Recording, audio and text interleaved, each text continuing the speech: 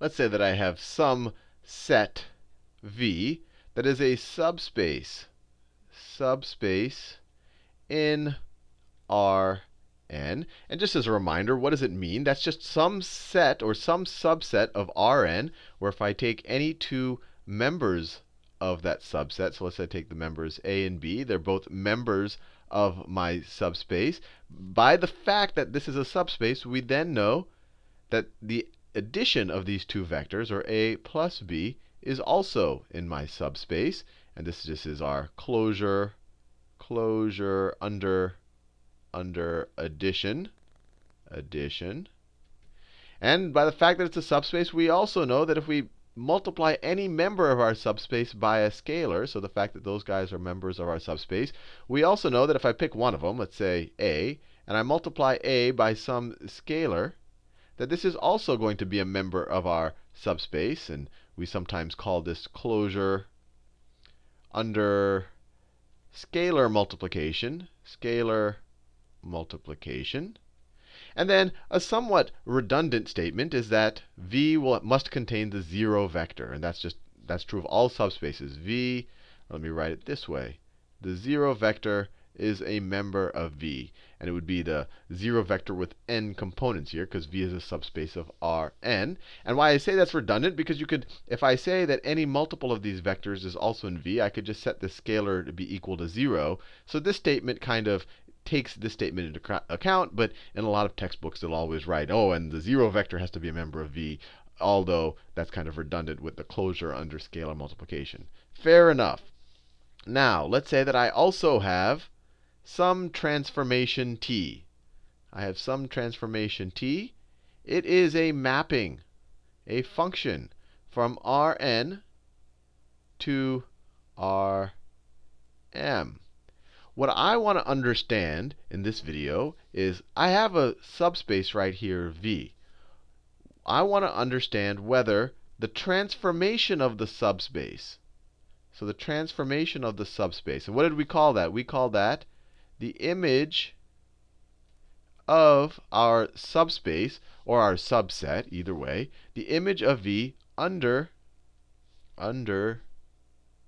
T. And in the last video, just to kind of help you visualize it, how did that work? Or, we had some subset of Rn that looked like this. It was a triangle that looked something like that. Right? And that was in Rn. This was actually in R2. It was a triangle that looked something like that. And we figured out its image under T. So we went from R2 to R2. And we had our transformation. And it ended up looking something like this, if I remember it properly. It ended up looking like actually I don't remember it fully, but it was like a triangle that was skewed like this, rotated. So actually I think it was more like, I think that's right. It was rotated a bit to the clockwise like that, and it was skewed. But what the exact particulars of that last video aren't what matter. What matters is that you are able to visualize what an image under transformation means. It means you take some subset of R2, all of the vectors that define this triangle right here, that's some subset of R2. You transform all of them, and then you get some subset in your codomain. And this is the, you could call this the image, you could call this the transformation of that triangle. Or if we call this S, it's equal to the transformation of S. Or you could say it's the image, the image of, you could call it the set S, but maybe it helps you to visualize. It's the image of this triangle under T. Or maybe even a neater way of thinking about it is this triangle, that skewed, rotated triangle, this one is the image of this kind of right triangle under T. And I think that might make a little bit of visual sense to you. And just as a bit of a reminder, in that last video, these triangles, these weren't subspaces. And just as you could take scalar multiples of some of the vectors that are subsets that are members of this triangle, and you'll find that they're not going to be in that triangle. So this wasn't a subspace. This was just a subset of R2. All subsets are not subspaces, but all subspaces are definitely subsets, although something can be a subset of itself. I don't want to wander off too much. But this just helps you visualize what we mean by an image. It means all of the all of the vectors that are mapped to from the members of your subset. So I want to know whether the image of V under T is a subspace. Is a subspace. So in order for it to be a subspace, if I take the transformation, let me find two members of T. Well, clearly if I take the transformation of any members of V, I'm getting members of the image, right? So I can write this. Clearly the transformation of A and the transformations of B, these are both members of our images of V under T. These are both members of that right there. So my question to you is, what is the transformation of A plus the transformation of B? And the way I've written this, these are two arbitrary members of our image of V under T. Or maybe I should call it T of capital V. These are two arbitrary members. So what is this equal to? Well, we know from our properties, our definition of linear transformations, this is equal to the transformation, the sum of the transformations of two vectors is equal to the transformation of the sum of their vectors. Now, is the transformation of A plus B, is this a member of TV? Is it a member of our image? Well, A plus B is a member of V, and the image contains the transformation of all of the members of V. So the image contains the transformation of this guy. This guy, A plus B, is a member of V. So you're taking the transformation of a member of V, which by definition is in your image of V under T. So this is definitely true. Now, let's ask the next question. If I take a scalar multiple of some member of my image of V under T, or my T of capital V right there, if I take some scalar, what is this equal to? By definition, for linear transformation, this is the same thing as a transformation of the scalar times the vector. Now, is this going to be a member of our image of V under T? Well, we know that CA is definitely in V, right? That's from the definition of a subspace. This is definitely in V. And so if this is in V, the transformation of this has to be in V's image under T. So this is also a member of V. And obviously, you can set this equal to 0. You could set this equal to 0. The 0 vector is a member of V. So any transformation of, if you just put a 0 here, you'll get the 0 vector. So the 0 vector is definitely, I don't care what this is, if you multiply it times 0, you're going to get the 0 vector. So the 0 vector is definitely also a member of TV. So we come on the result that T, the image of V under T, is a subspace. Which is a useful result, which we'll be able to use later on. But this, I guess, might naturally lead to the question: what if we go, everything we've been dealing that so far have been subsets in the case of this triangle, or subspaces in the case of V. But what if I were to take the image? What if, what if I take the image of Rn under T, right? This is the image of Rn under T. Let's think about what this means. This means, what do we get when we take any member of Rn? What is the set of all of the vectors that when we take the transformation of all of the members of Rn? Let me write this. This is equal to the set of the transformation of all of the x's where each x is a member of Rn. So you take each of the members of Rn and transform them, and you create this new set. This is the image of Rn under T. The image of Rn under T. Well, there's a couple of ways you can think of this. This is, remember when we defined, let's see, T is a mapping from Rn to Rm. We define this as the domain, all of the possible inputs for our transformation. And we define this the codomain.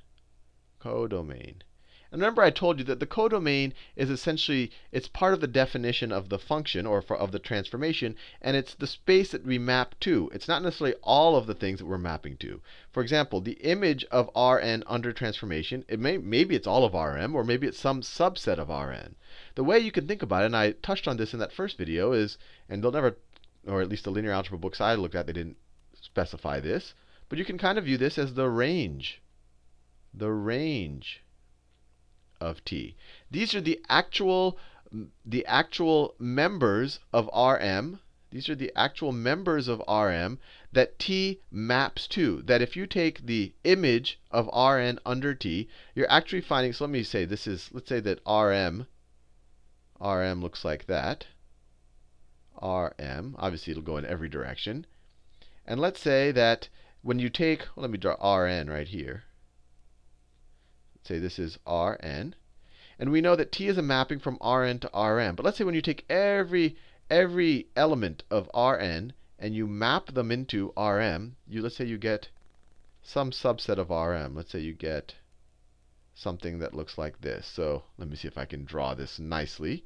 So you literally map every point here, and it goes to one of these guys. Or one of these guys can be represented as a mapping from one of these members right here. So if you map all of them, you get this subset right here.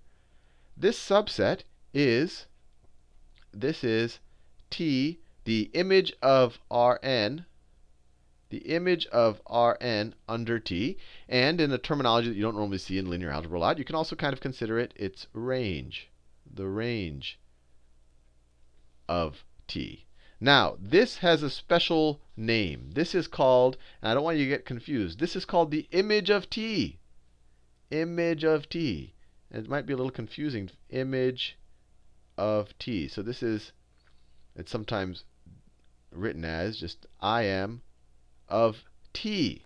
Now, you're a little confused here. You're like, before when we were talking about subsets, we would call this the image of our subset under T. And that is the correct terminology when you're dealing with the subset. But when you take all of a sudden the entire n-dimensional space and you're finding that image, we call that the image of the actual transformation. So we can also call this set right here, we can call this the image of T. And now what is the image of T? Well, we know that we can write any. And this is, literally any. So T is going from Rn to Rm. We can write T of x. We can write any linear transformation like this as being equal to some matrix, some m by n matrix, m by n, times a vector. And these vectors obviously are going to be members of Rn, times some Rn. And what is this? So what is the image? Let me write it in a bunch of different ways. What is the image of Rn under T? So we could write that as T. Let me write it this way. We could write that as T of Rn, which is the same thing as the image of T. Notice we're not saying under anything else, because now we're saying the image of the actual transformation, which we could also write as the image of T. Well, what are these equal to? These are equal to the sets. This is equal to the set of all of the transformations of x. Well, all the transformations of x are going to be ax, where x is a member of Rn. So x is going to be an n-tuple with just where each element is just has to be a real number. So what is this? So if we write A, let me write my matrix A as just a bunch of column vectors. A1, A2, it's going to have n of these, right? Because it has n columns. And so A times any x is going to be, so if I multiply that times any x that's a member of Rn, I multiplied x1, x2, all the way to xn. We've seen this multiple times. This is equal to x1, the scalar x1 times a1 plus, this is x1, plus x2 times a2, all the way to plus xn times an. And we're saying we want the set of all of these sums of these column vectors where x can take on any vector in Rn, which means that the elements of x can take on any real scalar values. So the set of all of these is essentially all of the linear combinations of the columns of A, right? Because I can set these guys to be equal to any value. So what is that equal to?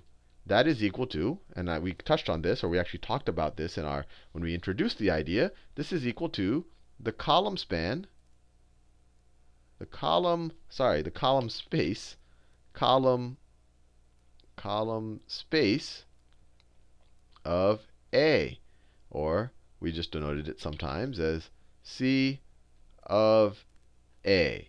So that's a pretty neat result. If you take, well, it's almost obvious. I mean, it's just I'm playing with words a little bit. But any linear transformation can be represented as a matrix vector product. And so the image of any linear transformation, which means the subset of its codomain, when you map all of the elements of its domain into its codomain, this is the image of your transformation. This is equivalent to the column space of the column of the matrix that your transformation could be represented as. And the column space, of course, is the span of all the column vectors of your matrix. Right? This is just all of the linear combinations, or the span of all of your column vectors, which we drew right here. Anyway, hope you found that a little interesting, and we'll be able to use these results in the future.